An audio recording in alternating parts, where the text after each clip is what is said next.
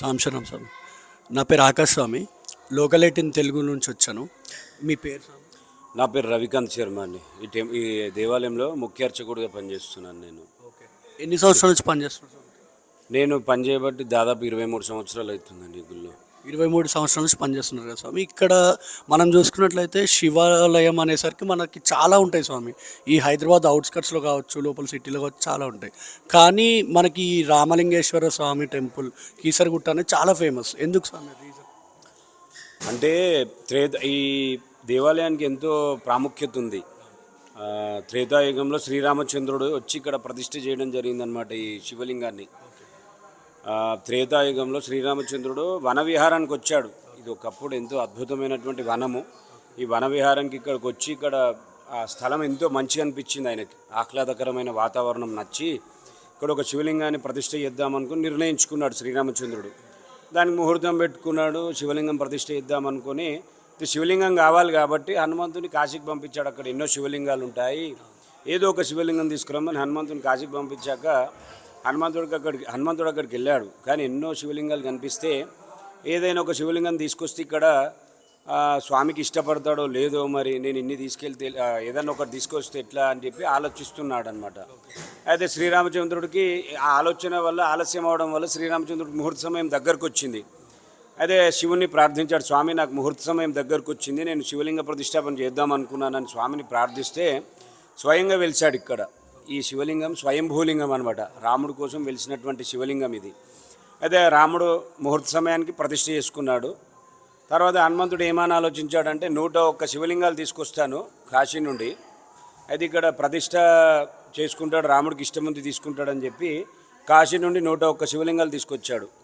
అయితే తెచ్చాక ఇక్కడ ప్రతిష్ట పూర్తయిందని రాముడు చెప్పేసరికి ఆయన కోపం వచ్చింది, బాధ అనిపించింది. అరే నేను ఇంత దూరం నుంచి తీసుకొచ్చాను శివలింగాలు, స్వామి ఒక్కటి కూడా ఉపయోగపడలేదని చెప్పి బాధపడుతుంటే ఆ శివలింగాలన్నీ కోపం వచ్చి తోకతో విసిరేశాడు అనమాట. ఈ కొండపైనే ఉంటాయి అవన్నీ కూడా, వేరే ఊర్లలో కూడా పడ్డాయి అనమాట ఆయన కాశీ నుండి తీసుకొచ్చినటువంటి శివలింగాలు. మళ్ళీ ఆయన కోపం పోవడానికి ఆ హనుమంతుడు తెచ్చినటువంటి శివలింగాల్లో ఒక శివలింగాన్ని మళ్ళీ ప్రతిష్ఠించాడు. ఇక్కడ పక్కకే ఉంటుంది ఆ దేవాలయము. అలాగే హనుమంతుడికి చెప్పాడు, నువ్వు తీసుకొచ్చినటువంటి శివలింగాన్ని ముందు దర్శించుకున్నాకే నేను ప్రతిష్ఠించినటువంటి శివలింగాన్ని దర్శించుకుంటారని చెప్పి ఈ ఈ ప్రాంతం పేరు కూడా కేసరిగిరిగా పెట్టడం జరిగింది. కేసరిగిరి అంటే హనుమంతుడు కేసరినందనుడు కనుక కేసరిగిరిగా పెట్టడం జరిగింది. అది రాను రాను కీసరగుట్టగా మారింది.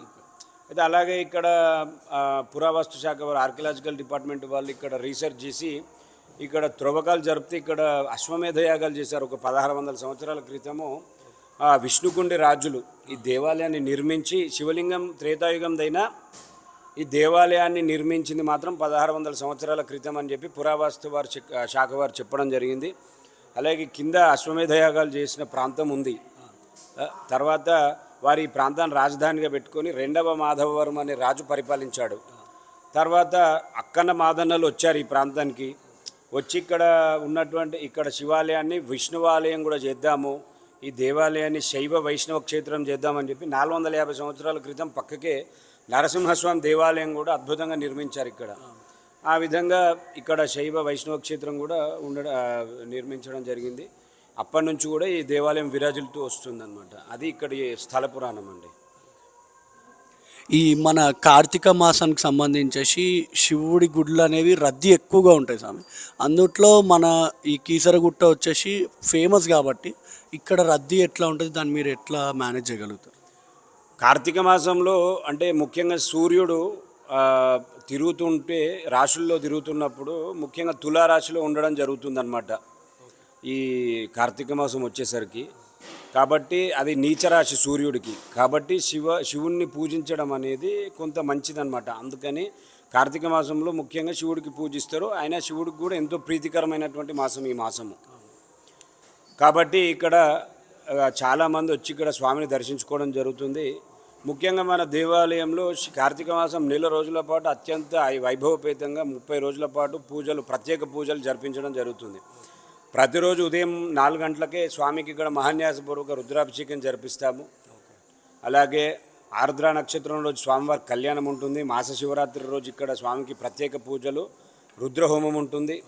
అలాగే శుద్ధ షష్ఠి రోజు ఇక్కడ మొన్ననే స్వామికి ఇక్కడ సుబ్రహ్మణ్యేశ్వర స్వామి కళ్యాణోత్సవం జరిగింది. అలాగే ప్రతిరోజు ఇక్కడ గణపతి హోమం జరుగుతుంది. ఆ విధంగా పూజలు ఉంటాయి. అలాగే ప్రతిరోజు ఒక స్పెషల్ అభిషేకం ఉంటుంది. ఒకరోజు ఫలరసాభిషేకం, నానావిధ రసాభిషేకము, ఒకరోజు భస్మాభిషేకము, ఒకరోజు గంధాభిషేకము, ఈ విధంగా ఉంటుంది. అలాగే ఇక్కడ ఆకాశ దీపాన్ని వెలిగించడం జరుగుతుంది ప్రతిరోజు కూడా. అలాగే భక్తులంతా వచ్చి ఇక్కడ దీపారాధన చేసుకుంటారు. కార్తీక మాసం ఎంతో దీపారాధనకు ఎంతో ప్రాముఖ్యత కలిగినటువంటి మాసం కాబట్టి ఇక్కడ వచ్చి భక్తులంతా కూడా దీపం వెలిగించి ఆ దీపంలో జ్యోతినే ఆ పరమాత్ముడిగా కొలిచి దీపానికి పూజించుకుంటారు. దీపాన్ని వెలిగించుకొని ఆ జ్యోతినే ఆ పరమాత్ముడిగా చూసుకొని పూజించుకోవడం జరుగుతుంది. ఆ విధంగా ఈ నెల రోజుల పాటు కూడా ప్రతిరోజు ఇక్కడ వచ్చి స్వామికి అభిషేకం చేసుకుంటారు చాలామంది. మనం ఇక్కడ ప్రత్యేకత ఏంటంటే స్వామిని స్వయంగా అభిషేకం చేసుకోవచ్చు. ఏ గుళ్ళో కూడా అరగంట పాటు అభిషేకం చేయడం ఉండదు. ఇక్కడ కీసరగుట్టలోనే అద్భుతంగా నమకం చమకం రుద్రం చెప్పి అరగంట పాటు చక్కగా అభిషేకం చేయడం జరుగుతుంది. అలాగే మహాన్యాసం కూడా చేసుకోవచ్చు. ఇక్కడ స్వామికి మహాన్యాసము వేరే చేసి మంటపంలో తర్వాత అభిషేకం చేస్తారు. అంటే శరీర శుద్ధి, దిక్కులు అన్నీ కూడా శుద్ధి చేసి తర్వాత అభిషేకం చేసుకునే ఒక పూజ ఉంటుంది. అది కూడా జరిపిస్తారు ఇక్కడ. అలాగే ఇక్కడ అభిషేకం చేసుకోవచ్చు. సామూహికంగా లోపలికి లేని వారు ఆడవాళ్ళకి ఇక్కడ ప్రత్యేకంగా చిన్న శివలింగాలు ఇచ్చి సామూహిక అభిషేకాలు జరిపిస్తాం. అలాగే హనుమంతుడు తెచ్చినటువంటి 101 శివలింగాలు ఈ కొండపైనే ఉన్నాయి. నేను మాత్రం ఎక్కడ చూడలే ఇంత పవిత్రమైనటువంటి కొండ. ఇక్కడ కేవలం ఈ కొండపైనే 101 శివలింగాలు ఉండడం, ఇక్కడ పాదం పెడితేనే మనకు ఎంతో ఒక పులకింపు ఉంటుంది. అంటే మనకు ఎంతో అద్భుతమైనటువంటి క్షేత్రం ఇది, పవిత్రమైనటువంటి కొండ. ఈ కొండపైన నిద్రించినా కూడా స్వామికి అభిషేకం చేసుకుని ఒక రోజు నిద్ర చేసినా కూడా మనం మనసులో ఏ కోరిక కోరుకున్నా తీరుతాయని చెప్పి ఇక్కడ ఎంతోమందికి నమ్మకం. ఇక్కడ 11 రోజుల పాటు దీక్ష, అంటే 11 రోజుల పాటు స్వామికి అభిషేకం చేసుకోవడము. ఆ 11 రోజుల పాటు కొన్ని నియమాలు పాటించి దీక్ష కనుక చేస్తే తప్పకుండా వారికి ఎటువంటి కోరికలున్నా కూడా తీరుతాయి. అంటే కొంతమందికి వివాహం అవ్వదు, అంటే జాతక దోషాలు తెలియనప్పుడు వివాహం జరగకపోవచ్చు. కొంతమందికి సంతానం అవ్వదు, కొంతమందికి భూమి గొడవలు ఉంటాయి, కొంతమందికి ఆర్థిక సమస్యలు ఉంటాయి, కొంతమందికి ఆరోగ్య సమస్యలు ఉంటాయి. ఇలా ఎటువంటి సమస్య ఉన్నా కూడా ఈ 11 రోజుల పాటు దీక్ష చేసి కొన్ని నియమాలు పాటిస్తే తప్పకుండా కీసరగుట్టలో ఆ నియమాలు పాటించి కనుక మనం దీక్ష చేస్తే మనకు ఎటువంటి కోరిక ఉన్నా కూడా తీరుతుందని చెప్పి ప్రతీతి. ఎటువంటి కష్టం ఉన్నా కూడా పోతుందన్నమాట. అలా ఈ కీసరగుట్టలో ఈ నెల రోజుల పాటు అత్యద్భుతంగా పూజలు జరిపిస్తాం. అలాగే సంవత్సరంలో ముఖ్యంగా శివరాత్రి అప్పుడు కూడా 6 రోజుల పాటు బ్రహ్మోత్సవాలు జరుగుతాయి. శ్రావణ మాసంలో కూడా ఇక్కడ ప్రత్యేక పూజలు జరిపిస్తామన్నమాట స్వామివారికి. స్వామి అయితే ఇందాక మేము వచ్చేటప్పుడు ఈ నల్లవి చిన్న రాళ్ళ లాంటివి చూసాం, లింగాల టైప్ ఉన్నాయి. వాటిని ఎందుకు వాడతారు? సాలగ్రామాలు అంటున్నారు. సాలగ్రామం అనేది విష్ణు స్వరూపం. అంటే మనము శివుడికి పూజిస్తాం కార్తీక మాసంలో. ఆ విష్ణు స్వరూపాన్ని బ్రాహ్మణులకు దానం ఇస్తే బ్రాహ్మణులు పూజిస్తారనమాట. ఆ విధంగా సాలగ్రామం అనేది ఎంతో ప్రత్యేకమైనటువంటిది. అంటే ఒకప్పుడు ఇదంతా ఎలా జరిగేదంటే మనము సమాజంలో వస్తు మార్పిడి ఉండేది. ఒకప్పుడు బ్రాహ్మణులు పూజ చేస్తే అందరూ దానాలు ఇస్తే వాటితోనే బ్రతికేవారు. ఆ విధంగా ఈ కార్తీక మాసం దానాలకు ప్రత్యేకంగా అందరూ స్వయంపాక దానం కానీ, ఈ శాలిగ్రామ దానం కానీ, వస్త్రదానం కానీ, దీపదానం, ఈ విధంగా రకరకాల దానాలు చేస్తూ ఉంటారనమాట. ముఖ్యంగా ఈ బ్రాహ్మణులకు దానం చేస్తుంటారు కార్తీక మాసంలో. ఓకే సార్, సాంశం ఓకేనా స్వామి? మనం వేరే గుళ్ళల్లో చూసుకుంటే ఎక్కడ కూడా మనకి సాలగ్రామాలు అని కనిపించలేదు. ఓకే, దాంతోపాటు ఈ ఆకాశ దీపం అంటే ఏంటి, దాని ప్రత్యేకత ఏంటి? సాలగ్రామాలు ఉంటాయి, చాలా గుళ్ళల్లో ఉంటాయండి. ఆకాశ దీపం అనేది కార్తీక మాసానికి ప్రత్యేకమైనటువంటిది చెప్పాను కదా. అంటే ఈ మనకు మహాలయ పక్షాలు ఉంటాయి 15 రోజుల పాటు.